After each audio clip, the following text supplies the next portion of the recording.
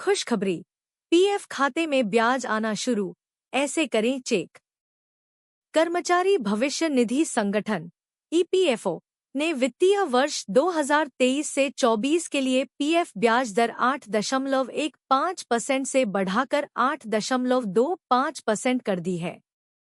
वित्त मंत्रालय से मंजूरी मिलने के बाद ब्याज को खातों में जोड़ने का काम शुरू हो गया है। सदस्य ई सेवा पोर्टल, उमंग ऐप और मिस्ड कॉल के माध्यम से जानकारी प्राप्त कर सकते हैं। कर्मचारी भविष्य निधि संगठन ईपीएफओ के सदस्यों के लिए एक अच्छी खबर है। वित्तीय वर्ष 2023 से 24 के लिए पीएफ खातों में 8.25% की वार्षिक ब्याज दर को मंजूरी मिलने के बाद अगले 1 से 2 सप्ताह में यह ब्याज खातों में जोड़ दिया जाएगा। यह निर्णय कर्मचारियों की बचत को बढ़ाने और उनकी वित्तीय सुरक्षा को मजबूत करने की दिशा में एक महत्वपूर्ण कदम है। ब्याज दर वृद्धि की प्रक्रिया। ईपीएफओ की central board of trustees CBT की बैठक में 10 फरवरी को यह प्रस्ताव स्वीकृत किया गया था कि पीएफ पर 8.25% की दर से वार्षिक ब्याज दिया जाएगा। हालांकि इसे अंतिम मंजूरी के लिए वित्त मंत्रालय को भेजा गया था। अब वित्त मंत्रालय से हरी झंडी मिलने के बाद ईपीएफओ ने खातों में ब्याज दर को जोड़ने का काम शुरू कर दिया है। पिछला वित्तीय वर्ष और दावे। वित्तीय वर्ष 2023 से 24 के दौरान जिन सदस्यों ने अपने पीएफ का अंतिम सेटलमेंट भुगतान किया है, उन्हें भी 8.25% की दर से ब्याज का भुगतान किया जा रहा है। ऐसे दावों की संख्या 23 लाख से अधिक है, जो यह दर्शाता है कि बहुत से कर्मचारी इस निर्णय से लाभान्वित होंगे। अंशदान और खाते की कुल धनराशि की जानकारी। सदस्य अपना अंशदान और खाते की कुल धनराशि जानने के लिए निम्नलिखित तरीके अपना सकते हैं। ई सेवा पोर्टल। ईपीएफओ के ई सेवा पोर्टल पर यूएएन नंबर और पासवर्ड के जरिए लॉगिन करें।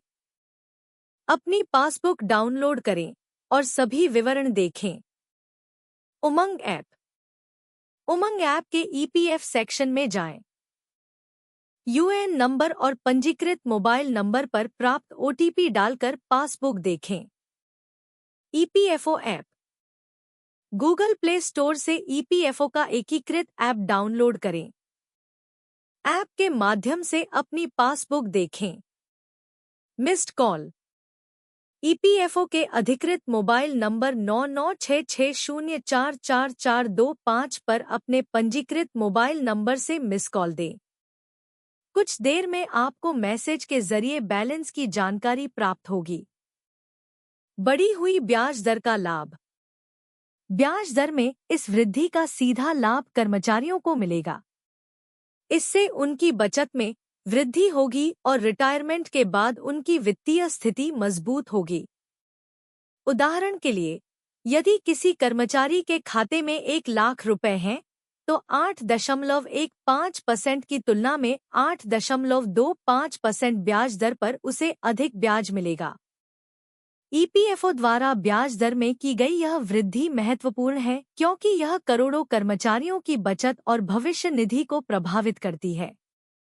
ईपीएफओ ने अपनी नीतियों और योजनाओं में लगातार सुधार करते हुए कर्मचारियों के हित में निर्णय लिए हैं। भविष्य में भी ईपीएफओ इस तरह के सुधार और घोषणाओं के माध्यम से कर्मचारियों के वित्तीय हितों की रक्षा करने का प्रयास करेगा। ईपीएफओ पेंशन स्कीम के नियमों में बड़े बदलाव की तैयारी। रिटायरमेंट के बाद अब मिलेगी ज्यादा पेंशन। ईपीएफओ पेंशन स्कीम के नियमों में बड़े बदलाव की तैयारी। केंद्रीय श्रम एवं रोजगार मंत्री डॉक्टर मनसुख मंडाविया ने सोमवार को कहा कि ईपीएफओ पेंशन योजना के नियमों में बदलाव पर विचार किया जा रहा है। इसके तहत कर्मचारियों को पीएफ खाते में जमा कुल राशि को पेंशन के रूप में बदलने का विकल्प दिया जा सकता है। ईपीएफओ पेंशन स्कीम के नियमों में बड़े बदलाव की तैयारी। मंडाविया ने कहा कि सामाजिक सुरक्षा के लिए कर्मचारी भविष्य निधि के तहत कर्मचारियों को और विकल्प दिए जाने की जरूरत है। अगर कोई कर्मचारी रिटायरमेंट के बाद चाहता है कि उसके पीएफ खाते में जमा सारा पैसा पेंशन फंड में बदल दिया जाए ताकि उसे ज्यादा पेंशन मिल सके। सरकार इस पर गंभीरता से विचार कर रही है। भविष्य में सभी पहलुओं पर चर्चा के बाद नियमों में बदलाव की पर्याप्त संभावना है। ईपीएफओ पेंशन स्कीम के नियमों में बड़े बदलाव की तैयारी। गौरतलब है कि ईपीएफओ के तहत नियोक्ता और कर्मचारी दोनों ही कर्मचारी के वेतन का 12% योगदान करते हैं, जिसमें कर्मचारी का पूरा हिस्सा पीएफ खाते में जाता है। वहीं नियोक्ता का 8.33% हिस्सा कर्मचारी पेंशन योजना ईपीएस में जाता है, जबकि 3.67% हर पीएफ खाते में जमा होता है। ईपीएफओ कर्मचारी पेंशन योजना ईपीएस के जरिए पेंशन जारी करता है। फिलहाल 15,000 रुपए की बेसिक सैलरी लिमिट के चलते न्यूनतम पेंशन काफी कम है। अगर नए नियम को मंजूरी मिल जाती है तो कर्मचारी को ज्यादा पेंशन मिलना संभव हो जाएगा। बैंक वेबसाइट की तरह काम करेगा ईपीएफओ पोर्टल। ईपीएफओ पोर्टल से जुड़ी समस्याओं को लेकर पूछे गए सवाल पर केंद्रीय मंत्री ने कहा कि हम ईपीएफओ पोर्टल को बैंकिंग वेबसाइट की तरह बनाने की दिशा में काम कर रहे हैं। अगले 6 महीने में इसमें काफी सुधार देखने को मिलेगा। हमारा प्रयास है कि बैंकिंग पोर्टल की तर्ज पर ईपीएफओ पोर्टल पर कर्मचारियों को एक क्लिक पर सभी सेवाएं उपलब्ध कराई जाएं। इसके लिए पूरी व्यवस्था में सुधार किया जा रहा है। अब तक 25% समस्याओं का समाधान हो चुका है और दिसंबर तक काफी सुधार होगा।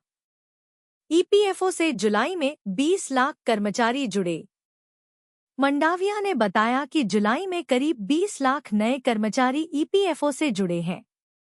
जुलाई में चालू वित्त वर्ष में सबसे ज्यादा लोगों ने नौकरी शुरू की है। कुल 19.94 लाख लोगों ने नौकरी शुरू करने के बाद ईपीएफओ में पंजीकरण कराया। इनमें से 10.52 लाख कर्मचारी ऐसे हैं जिन्होंने पहली बार नौकरी शुरू की है। इसके साथ ही 18 से 25 वर्ष की आयु में नौकरी शुरू करने वाले युवाओं की संख्या भी 6.25 लाख है, जो कुल नौकरी पाने वाले युवाओं की संख्या का 59.41% है। महिलाओं पर नजर डालें तो कुल 4.41 लाख ने नौकरी शुरू की। ईपीएफओ से जुड़ने वाली इन महिलाओं में से 3.05 लाख पहली बार नौकरी में शामिल हुई हैं, जिनकी उम्र 18 से 25 वर्ष के बीच है। ईपीएफओ ने दिया पेंशन भोगियों के लिए बड़ा अपडेट, न्यूनतम पेंशन को बढ़ाकर 7,500 रुपए करेगी। देखें अपडेट। ईपीएफओ ने दिया पेंशन भोगियों के लिए बड़ा अपडेट, न्यूनतम पेंशन को बढ़ाकर 7,500 रुपए करेगी। देखें अपडेट। वर्तमान समय में कर्मचारी पेंशन योजना के अंतर्गत पेंशन भोगियों को मिलने वाली न्यूनतम पेंशन 1,000 रुपए है, लेकिन पेंशन भोगियों ने इसे 7,500 रुपए करने की मांग को लेकर जंतर मंतर पर भूख हड़ताल की है।